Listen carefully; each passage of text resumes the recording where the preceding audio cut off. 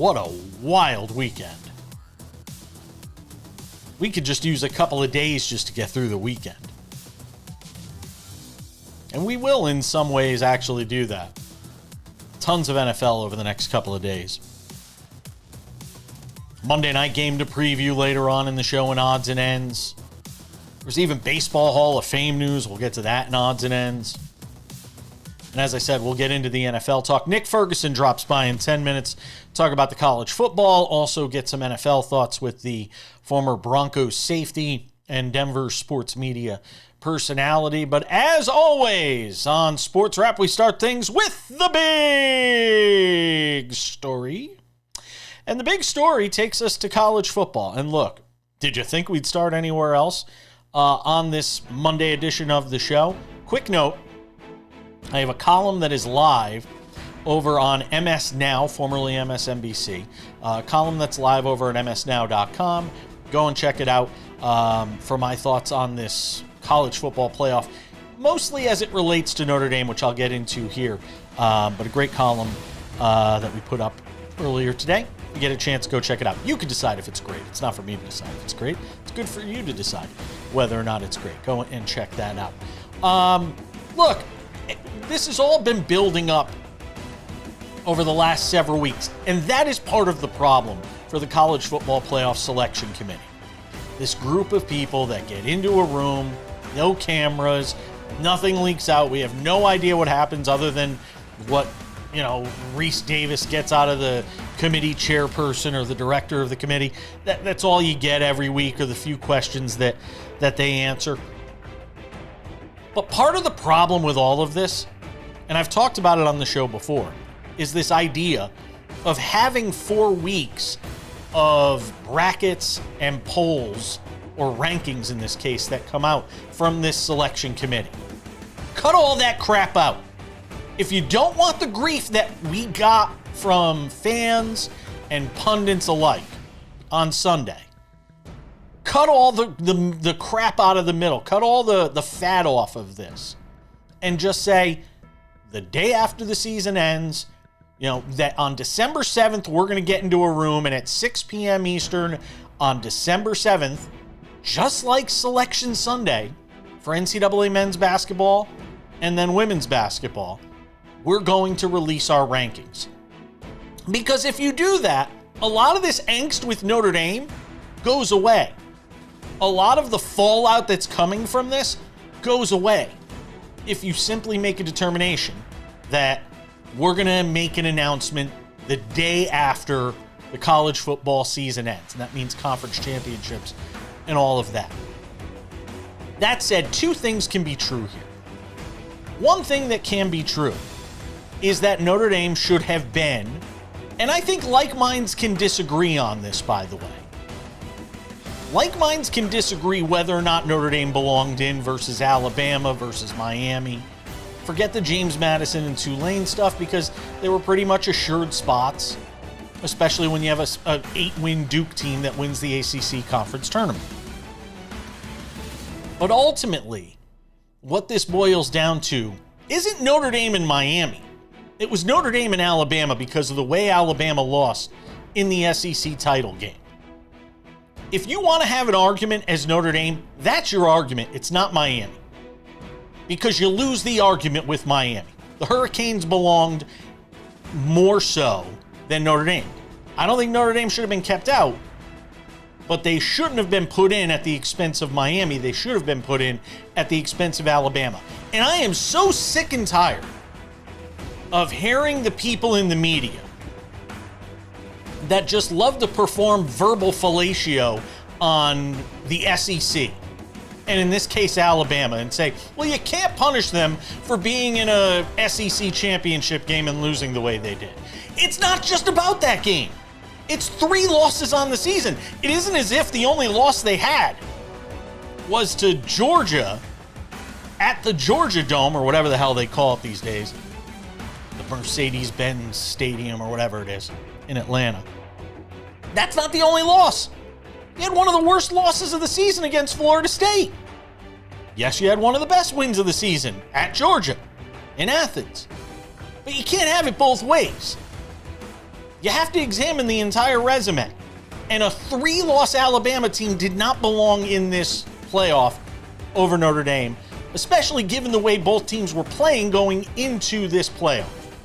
That's one. Cast that aside. This is a bad look for Notre Dame. This is a bad look for a school that likes to try and elevate itself above the rest. We are above the fray. We are better than the rest. We don't have to have a conference. One, go get yourself into a conference. It'll help. They're never going to do that, though. They don't want to have to share the money. Two, outside of going and getting yourself a conference, if you're Notre Dame, you cannot back out of this bowl game, say we're taking our ball and we're going home, because you had 2 different years in the last 8 years. 2018, I believe, and 2023. Might have been 2021 and 23. My years are a little fuzzy. I wrote about it in the column. You had 2 years as Notre Dame where you got dusted in the BCS or the college football playoff semifinals. You got destroyed by Clemson one year. And then you got destroyed by Alabama another. In years where people didn't think, and the punditry and people in the media didn't think you belonged in the college football playoff. And you got opportunities at the expense of other teams, and you got your doors blown off. And guess what the teams didn't do that didn't get in that year? They didn't say, we're taking our ball, we're going home, we're not playing in a bowl game. They played in those bowl games. So Notre Dame, suck it up, play in the Pop-Tart Bowl against BYU. You're not going to do that? I think it's a stain on your legacy as an athletic program. I really do. And I say that as somebody who actually likes Notre Dame athletics. I'm not a diehard, but as somebody who didn't have a team to root for growing up, I actually liked them. I think some of the shine comes off Notre Dame with this. I'm sorry, it just does.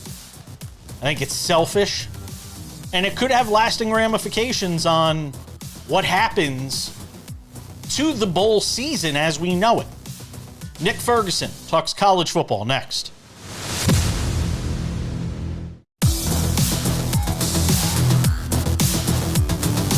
Welcome back to the show. You've heard what I had to say about the college football playoff in the big story. And again, a reminder, msnow.com for my column on the Notre Dame side of this college football playoff story.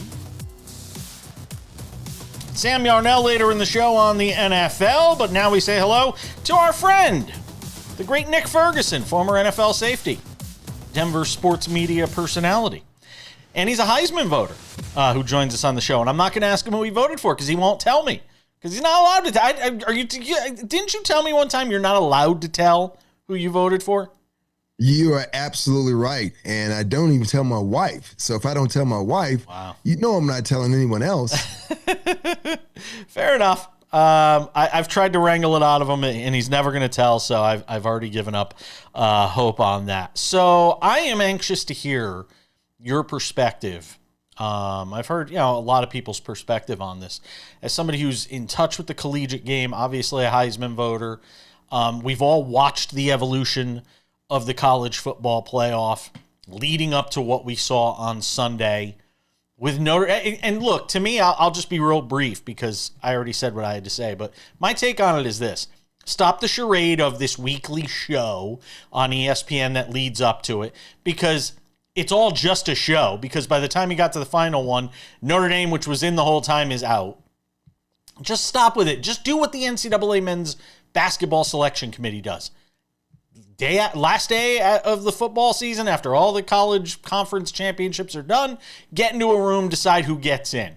I think there'd be a lot less flack for this committee if they had done it that way, as opposed to the buildup over the last few weeks, Nick, where you had Notre Dame in, and then all of a sudden Notre Dame is out. Yeah, I would totally agree, but I'm sorry to tell you, JP, be the bearer of bad news, but that's not going to happen, my friend. You know why? It's because there's too much money involved in this entire process. And that's the whole thing. We want to make sure we rev it up. We want to lather people up and get the back and forth, because it feeds a lot of the shows on the 4-letter network to debate back and forth as we get to this particular point. Because I'm like you. I don't understand it. Why are we doing it every single week as we get to the back half of the season, when we could do just what you said basketball does?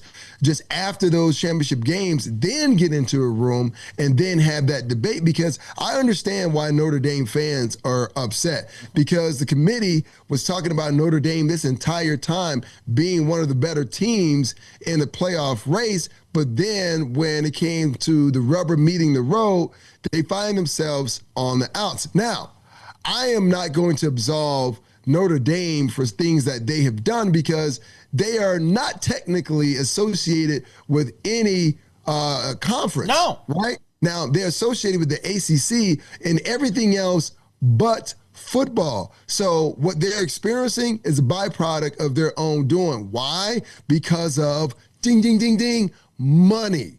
Right? They racked up tons of money in television deals, last season, and they continue to do that, but you're not associated with the conference. If they want to change this, and they being Notre Dame, you need to get into a conference, because you can't have 1 foot in, 1 foot out, because now you find both feet out when it comes to this year's college football playoffs. Yeah, Nick, and I said it too. I mean, there's been years in the, when it was, I believe, 4 teams, might have been 2018 and 2023 or 2021 and 2023, where Notre Dame gets dusted by Clemson, gets dusted by Alabama. And in those years, there were people saying, wait a minute, why is Notre Dame even in the college football playoff? They were in because they were Notre Dame, and they got their doors blown off. And you know what? The teams that didn't get in when Notre Dame was getting in, you know what they didn't do? They didn't take their ball and go home. And look, I'm adamant in the fact that Notre Dame should be in. But at the same time, I have a big problem with what they've done here in this whole idea of, well, we're not going to go play a bowl game because of this. Because I think it starts the slippery slope of potentially bowl season really not meaning anything, and more teams deciding to do this potentially. What do you think? Yeah, I'm right there with you. And the sour grapes from the Notre Dame faithful. And I thought Notre Dame, they were better than this, right? You're supposed to stand up. You got touchdown Jesus and all of that. But no, I don't get my way, right? So since I don't get my way, I'm taking my ball, and my cones and everything else, and I'm going home. That's not what you're supposed to do. This is supposed to be an opportunity for you to say, you know what? All right, committee, we're going to play whoever we're going to play in the bowl game, and we're going to take it out on them. We're going to show that we were supposed to be that team to be in instead of an Alabama or University of Miami.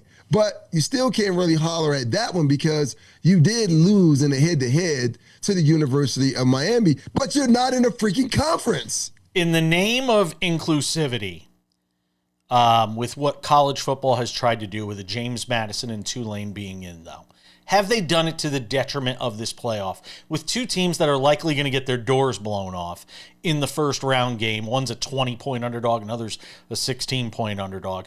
Have they done a disservice to this playoff? Yes, they have. And here is what it is. And I saw this from the beginning of the season as I argued back and forth with my friend who was a huge Miami Hurricanes fan. And I tried to tell him, this isn't about doing the right thing. This is always and will always be about money. So you're going to see Tulane and James Madison get their doors blown off. And other teams are going to protest. Notre Dame is going to come around and protest again. So now we already at 12. So you know what that means? They're going to push it to 16. And then we're going to get to 18. You know why? Because it's more money. It gives the 4-letter network more to talk about. And they're trying to stretch this thing as much as they can. They're adding flour, water, whatever they can to stretch this thing out. But once again, you're not only stretching it out, you're putting stress on these players, right? These players, some of which have ambitions of playing on the next level. And then we've seen in years past where some guys have opted not to play in their bowl game because they were focusing on their futures as far as NFL, because there was a guy by the, I think his name was Jake Butts, played tight end for the Michigan Wolverines, played in a bowl game, got injured, right? And it hurt his time with the Denver Broncos. And then guess what? He continued to get hurt for the Denver Broncos with that same knee injury. So this is a conundrum that they have now created. They thought they had a solution to getting away from the old BCS, but it just seemed like it's a whole bunch of crackpots going on right now. I think as long as you have a bunch of people getting into a room behind closed doors and deciding this stuff, the subjectivity of it all, it's always going to be a problem, as opposed to just hard and fast rules. This place, this position gets a spot in the postseason. Well, more with Nick Ferguson. We'll get into the NFL with him. Interested to get his thoughts on a couple of the big stories of the day. Coming back.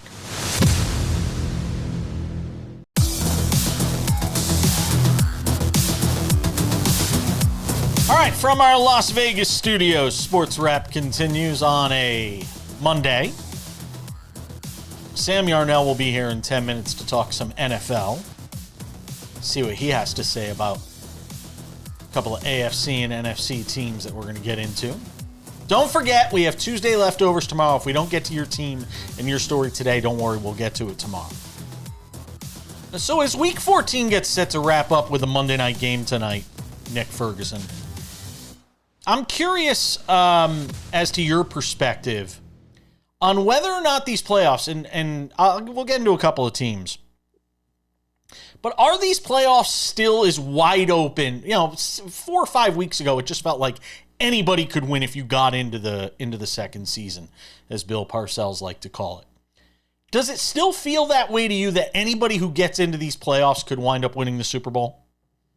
You know what? No, I'm not going to say that, because some teams have started to separate themselves, and the way you separate yourself is by playing complementary football. There's only a handful of teams that we can look at and say, well, these are complete teams from top to bottom. And one of those teams didn't play last week, and that's the New England Patriots. Now, obviously, living in Denver, that's blasphemy, right? You cannot say that, right? Because that's the team that's the Denver Broncos are chasing, but that's a well-coached team. Josh McDaniels is doing a great job, maybe not as a head coach, but he does a great job as an OC. And Drake May looks better, obviously, than he did last season. They are a really physical team. They play great on the edges as far as their corners are concerned. And they do one thing well that you need to in the playoffs is run the ball. Trevion Henderson has been a godsend for them and providing balance and a grinding out 4-minute or 2-minute offense, being able to run the ball. So that is the more complete team. But yes, you throw the Denver Broncos in there. Obviously, based on what we saw yesterday in the Duke-em-out game between the Buffalo Bills and Joe Burrow, I know the Cincinnati fans are like, gosh darn it, I wish Joe Burrow never got injured. But still, even if he didn't, your defense can't stop a nosebleed, so it wasn't going to change anything. But, you know, a lot of teams are surging at the right time. And just think about the Baltimore Ravens, even though they lost, right? They were left for dead early in the season when Lamar Jackson actually got injured. So, I mean, on the back end, all those teams that are in the hunt, yeah, those teams, there's some really good teams that are going to fight for those last couple of spots. But as far as the top-tier teams, man, I think they're solid, and they've already kind of separated themselves. We're going to talk a lot about Kansas City in the next segment and sort of the slow decline here that we've seen this season that leads us to a conclusion that, you know, maybe they're going to have to make some big decisions in the offseason about how they move forward with this group of players. I want to ask you from the Houston side with what we saw last night, because to me, I keep saying it, that's the team nobody wants to see in the playoffs. To me, they're the most dangerous team because, you know, we talk about the MacGyver defense that you always like to talk about with the Denver Broncos. To me, Houston's the best defense in the NFL, and that travels in the postseason. You could take that with you anywhere. In fact, if they play the Broncos in the playoffs, it'll be the first team to 13 that probably wins. So I'm curious to get your take on Houston. Especially with C.J. Stroud, it feels like starting to figure it out, that I don't have to make the miracle play, that I just have to play smart football, disciplined football, control the game, let our defense do its thing. Where are you on the Texans right now? I'm right there with you, because is that not the recipe for winning a championship? I know everyone has fallen in love with quarterbacks throwing for all these gaudy yards and just saying, okay, well, we have to be explosive. No, you don't, because there's one thing that reigns true and it never changes. Defense still wins championship. And if you have a great defense like the Houston Texans have, when you're talking about, Will Anderson and Danielle Hunter, man, those guys get after you on the edge. And C.J. Stroud is just like, once again, it's just don't blow the game, right? Because when you look at their offense, you're not saying outside of Nico Collins, okay, well, who do they have at the wide receiver position that you got like, ooh, these guys are world beaters. You don't really have to. The idea is being consistent and efficient and having a balanced attack. Now, their only problem with the Houston Texans is that they don't have one of those grind them out run games. I mean, they got Nick Chubb, but they don't have one of those types of run games. But the only team, like I told you before, that has that type of run game is the New England Patriots. But the Patriots don't have edge pressure like the Houston Texans. So you're absolutely right. The Houston Texans are the team that no one wants to play, because once again, you got a healthy, C.J. Stroud in your defense. Unlike the Broncos defense that can give you sacks, the Houston Texans can turn the ball over and give you more possessions. Nick, you talk about teams separating themselves. I'm going to go with the Rams. I picked them before the season started, and there isn't anything that's dissuaded me from this idea that that's the team to beat right now. Well, I mean, listen, offensively, they have the firepower, right? And they can run the ball with Blake Corum or Kyron Williams. They can do that because they got Devontae Adams and Puka Nacua, right? Who I'm like, dude, these guys are great at what they do. But on their side, I mean, which defense, tell me, you would be more terrified to face? The Rams defense or the Texans or the Broncos defense? Which one? Oh, I'd go with the Texans and Broncos. Right, and so that's the only thing wrong with the Rams. That's why I said when we start to look at this, we're looking at complete teams, right? Teams that can do it on all three phases. And oh, by the way, with the Denver Broncos, they've shown with Marvin Mims, they can flip the field as far as punt return and kickoff returns. The only problem is that they never put Marvin Mims on the field as a wide receiver, which I believe is going to be a problem. But right now, we're talking about the Texans, we're talking about the Broncos, we're talking about the Rams, and we're talking about the New England Patriots. Those are close to complete teams as you can get, but some of those teams, like I said, have a little fall here and there. Where do you put Seattle in this mix in the last minute?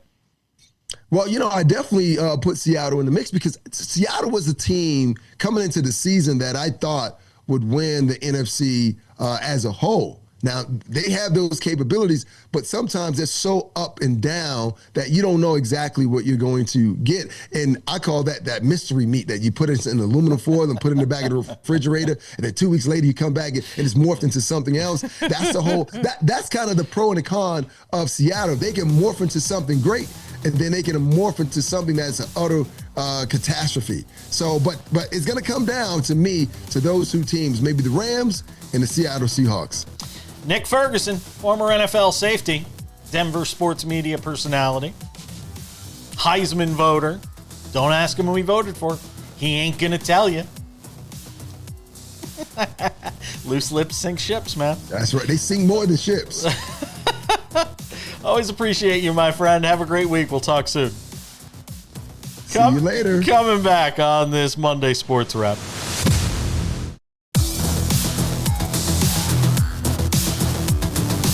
Welcome back to the show. Coming up in 10 minutes, we'll get to the NFC side of the NFL Sunday. Let's focus our attention on the AFC. So weird to get to the NFL this late in the show, but college football playoff. I mean, we did some of it with Nick, but a lot of college football to get into in the show today. Has the clock struck midnight for the Kansas City Chiefs, Sam Yarnell? They are now a 16% favorite to make it into the playoffs if they win out. I won't say that is miracle territory, but it's pretty damn close. after a loss on Sunday night to the Texans in Kansas City. And look, every good run comes to an end, Sam Yarnell. I could do another big story on this and just sit here and talk, and you could just watch, but I'm not going to do that. I mean, look, to me, every good run comes to an end. And I see a parallel here between what we've seen over the last few years with the Golden State Warriors. And I think the Chiefs are about to enter that territory where they're going to have to make decisions on how to proceed with this group of players, and whether you try to cobble enough together around Patrick Mahomes, there's Stephen Curry, or are you going to start stripping it apart and, figuring out what that looks like here over the next couple of years? Are they at that point yet, Sam?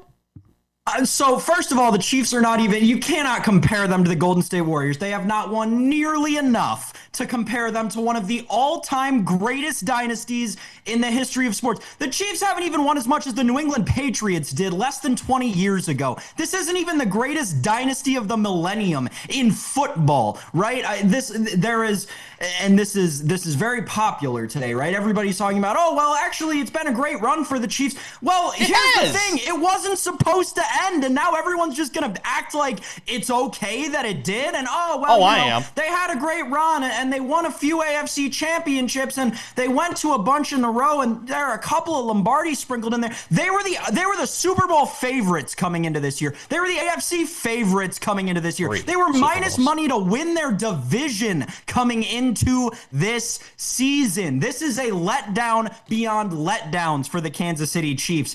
And Jason, I'll say to the point about dynasties ending, in football at least, dynasties end because somebody leaves. Dynasties don't just end like they're seemingly ending for the Kansas City Chiefs. This is a very unique circumstance going on in Kansas City right now. And quite frankly, it feels like it's a culmination of all the gambles that they took over the last 2, if not 3 seasons, finally coming around to bite them in their rear end. I think the comparison to Golden State's actually very apt. The Warriors have 4 titles. The Chiefs have 3.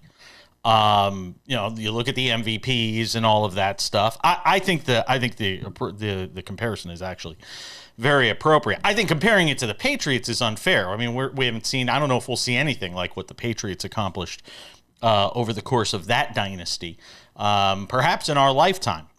But I don't look at it as negatively as you do. If this is where it ends, it's where it ends. In a league that's supposed to have all this parity in the NFL and the salary cap and all that stuff, I don't think it's such an awful thing if this is how it winds up ending. I think what they do next is what determines how ugly it gets for them over the next couple of years, like what's happened with the Warriors. I think if they try to think, well, maybe we can scrap another year out of Travis Kelce. Travis Kelce was awful in this game last night. Everybody was talking about, bounce back year for Travis Kelce. He was terrible in that game last night. You had guys dropping passes, and I know they can get on Patrick Mahomes, and we can talk about his 12 of 33 or whatever the hell it was. That game was, I'll say it again, that game's not on Patrick Mahomes. That game is on, I think, some of the decision-making late in the game, although I don't have a problem with what Andy Reid did. I probably would have done the same thing. It showed they were desperate in that moment, and I think they should have been. But I'm less. I don't know. I guess I'm less on the negatives of the whole thing than you are. Can we get to the Steelers though? Because we crushed this team, and rightfully so, after the performance they had last week. To go into Baltimore and do what they did. And yes, the late call in that game sucks, and I get that Ravens fans are upset, and officiating's been a story throughout this year, throughout this entire season. That is a good bounce-back win for the Steelers. There's no other way to say it. Aaron Rodgers played like they need him to play if they are going to win that division. And by the way, they have a shot to win that division now. We wanted to crush them and say, hey, they might miss the playoffs altogether, but it feels like when you look at the way that division sets up, they are probably going to win the division because the Ravens are hot garbage. Well, yeah, they got a lot of help elsewhere, too, to help win that division this weekend, too. Yeah, the story here, Jason, is what has Lamar Jackson been doing? His completion percentage over the last 6 weeks is in the 40s. This is horrible. From a two-time MVP winner, this is falling off a cliff level performance from Lamar Jackson over the last 6 games. It's unacceptable for a guy who you're paying that much money. And it's unfortunate that John Harbaugh's job is probably going to come at the expense of Lamar Jackson playing horribly.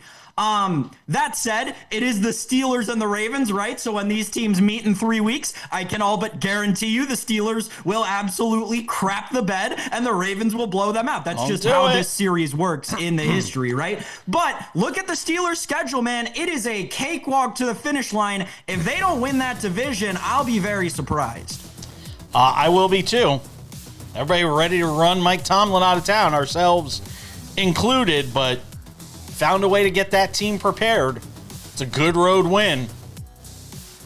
We don't have enough time to talk about your Bills. Oh, we'll get to them tomorrow.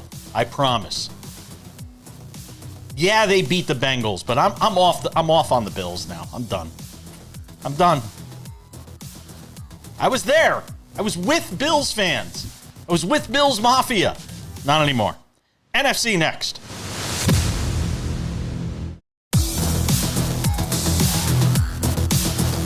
We wrap it up with some odds and ends. 10 minutes from now. Monday Night Football game to preview. And a new member will be inducted into the Baseball Hall of Fame next year, which is not the one I was hoping for. By the way, David Aardsma on the show tomorrow to talk about the Hall of Fame stuff, but also the baseball winter meetings, which are underway in Orlando, I believe.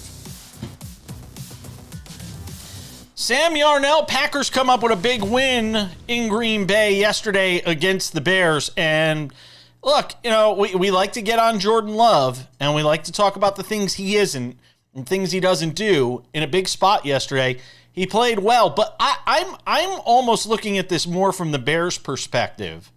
Because, look, this is kind of what we saw yesterday is what the Packers are supposed to be. They're supposed to be a front-running team in that division. And, yes, they retake the lead there, but ultimately this is going to come down to another matchup between these two teams in a couple of weeks. So, you know, great game for Jordan Love. Not trying to gloss that over. But if I'm a Bears fan, if there's ever a loss you can be encouraged by, it is that loss yesterday, Sam.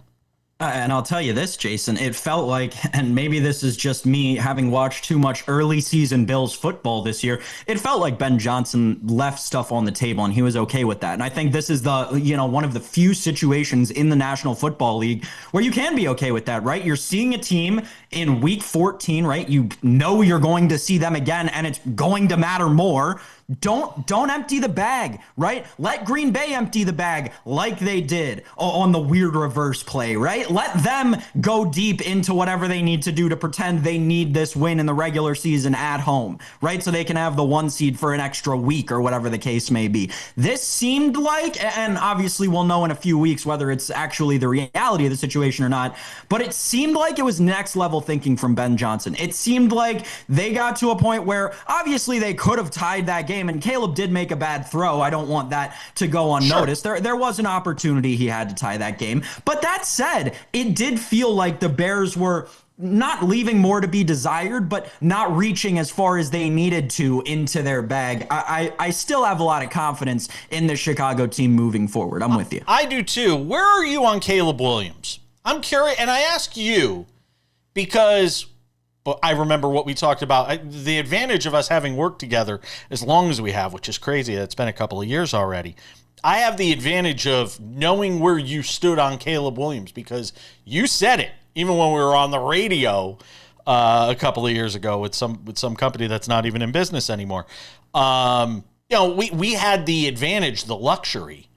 I have the advantage and luxury of kind of knowing where you stood on him and watching as he's evolved to see where your position on him has evolved to. So where are you right now on Caleb Williams? Well, and you remember coming, because I was out on him, like you're saying, when the draft happened. I said, this is not a guy we should be using a number 1 overall pick on. But coming into this season, it seemed to me like it was more volatile with Caleb Williams. He was either going to be a guy that by the end of the season we were going to be talking about him as Chicago might have to replace him, or by the end of the season we're going to be talking about him as, okay, Chicago might actually have their franchise guy and he's actually a top 12, 15 quarterback in the league.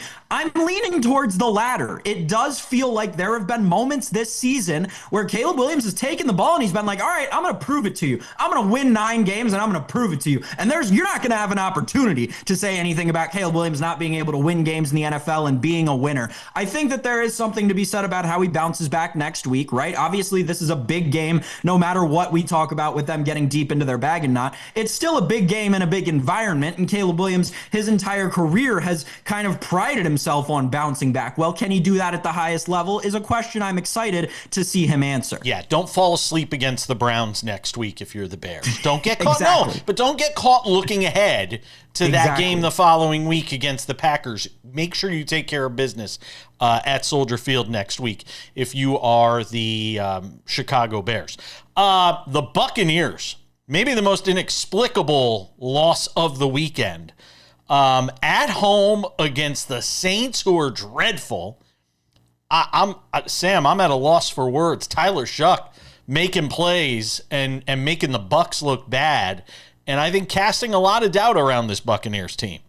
Yeah, and I don't know if I'd go as far as to say casting doubt around the Buccaneers team. I think that the Buccaneers in-house are going to chalk this one up to it's the NFL. You'll run into these every once in a while. At home? A divisional game that you lose, right? It happens, right? These things happen in the NFL. You can't win them all. That said, Sam, is there a worse loss? Is there a worse loss in the league this year? Oh, yeah, Buffalo losing to Miami. Miami's going to be 7-7. Los Angeles losing to Carolina. I think it's of that ilk, right? You just get to certain spots in the NFL. The Jets' first win. Who did the Jets' first win come against? Gosh, it's eluding me at this point. But they're just like, no one's going to win 0 games. Nobody's going to win 17, right? It's just how these. That said, Jason, I'll tell you, you alluded to it, man. Tyler Shuck had moments in this game. He had moments in this game where I was like, okay, I understand why they used a 2nd-round pick on him. Yeah. I just, to me, it's more of an indictment on the Buccaneers. You got to take care of business and find ways. You got to beat the bad teams. I mean, we saw the Rams go on the road yesterday in Arizona, foot on throat, boots to asses. That's what I want to see from teams that I'm thinking of as potential Super Bowl teams, which is why we feel so strongly about the Rams. We will do so much more on the NFL tomorrow, I promise you. We haven't even gotten into the Daniel Jones, Jaden Daniels stuff, a little with Nick, but I want to get Sam's thoughts on a lot of that, which we will do tomorrow on the show. But we've got odds and ends around the corner, Sam Yarnell. A loss for words. We've got a Monday Night Football game to talk about. Hall of Fame stuff for baseball. One guy gets in out of the contemporary era ballot, and it's not the one I was hoping for. That's next.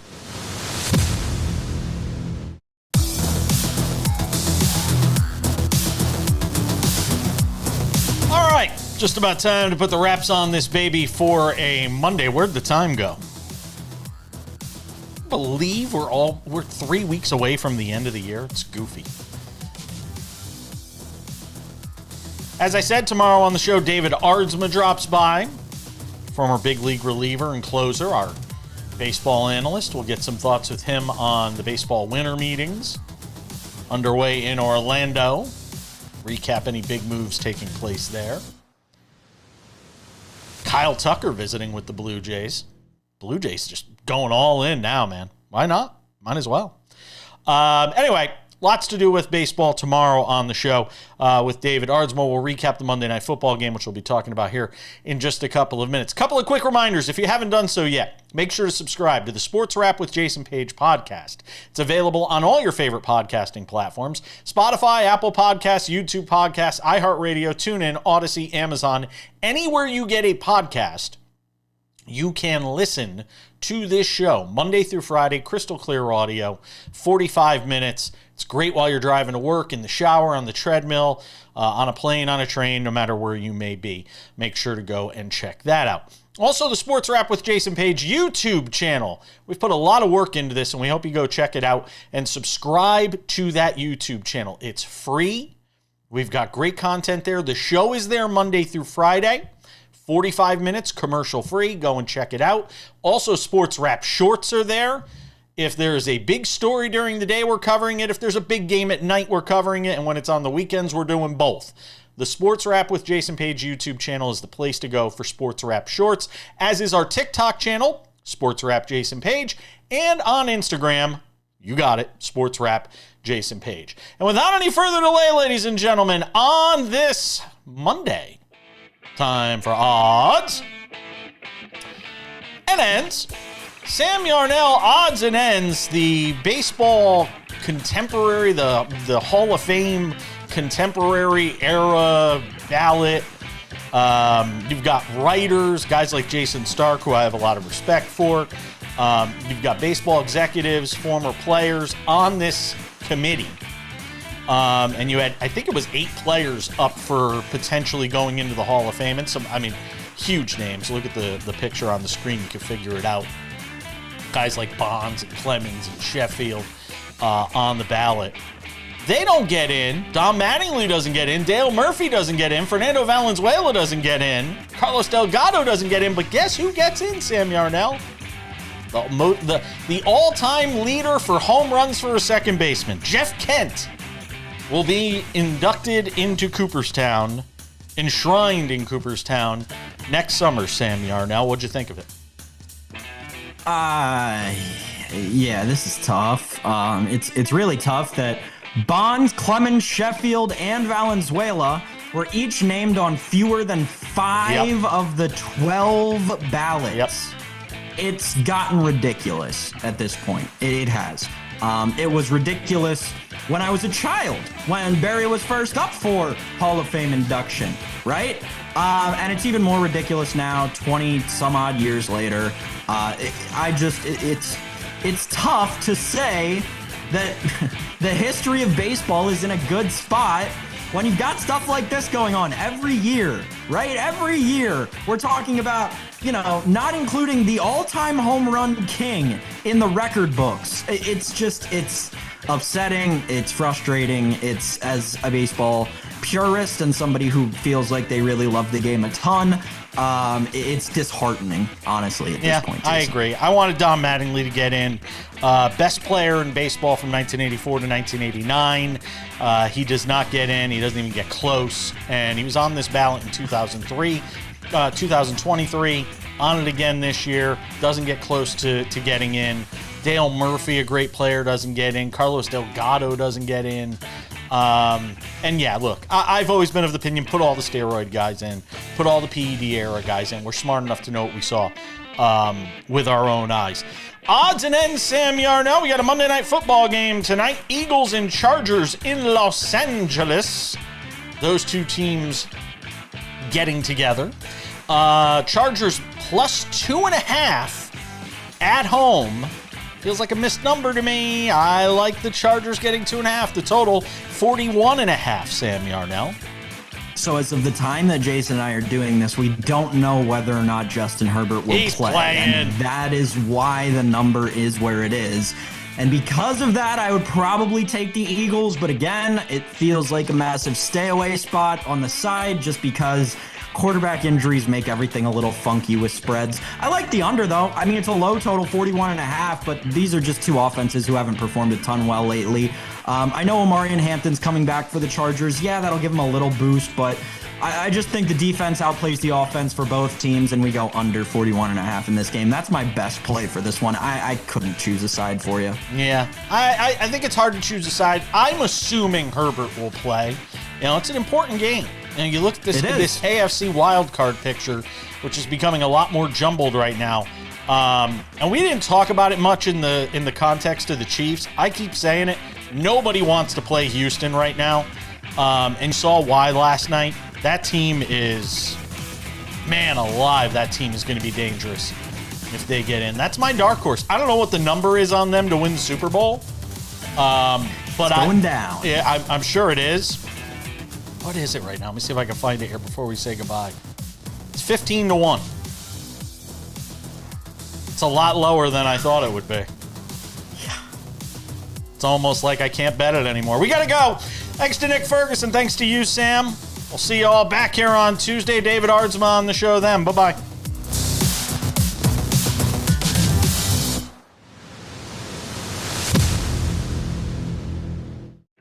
Hi there. I'm Jason Page. You like what you're watching?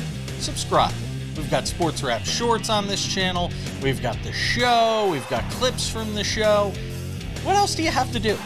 You probably follow a lot of other things that aren't half as they're not half as exciting as this show is. So what are you waiting for?